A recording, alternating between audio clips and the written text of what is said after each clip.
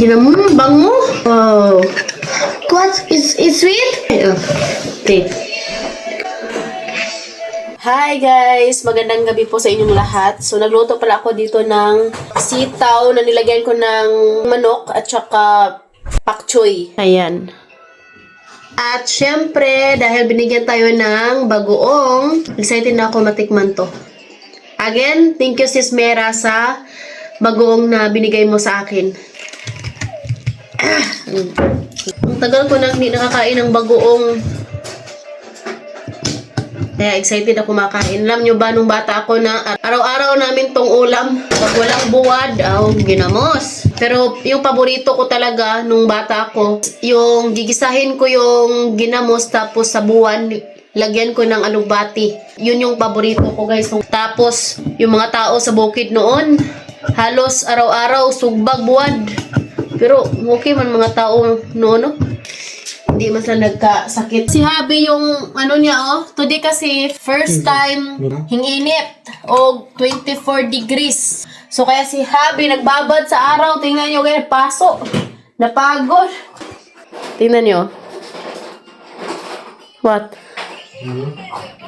Unang meet namin ni Habi. Kumain siya ng ginamos, bagoong. Ang ending, nag-igit siya guys. Since that time, sabi niya, hindi na daw siya kakain ng ginamos. Hindi natin maamoy yung ginamos. Bango? Ang bango ng ginamos. Ginamos talaga ba sa Can I see? Wow. What? It's sweet? What's sweet? I fish hotel. Hi, take.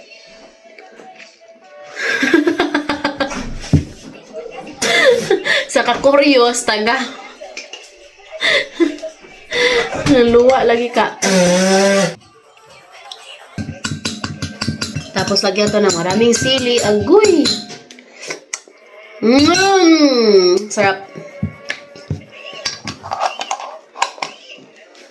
Meron tayo ditong sili. Hindi to maanghang.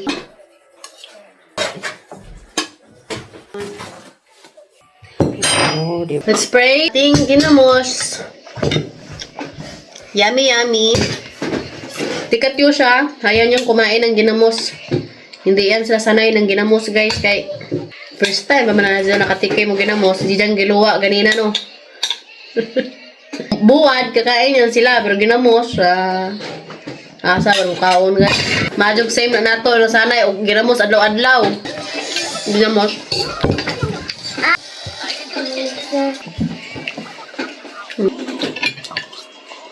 Sausaw natin to sa ginamos.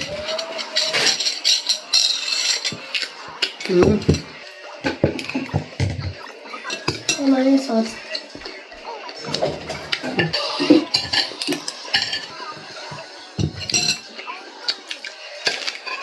Masarap pala to sa talong.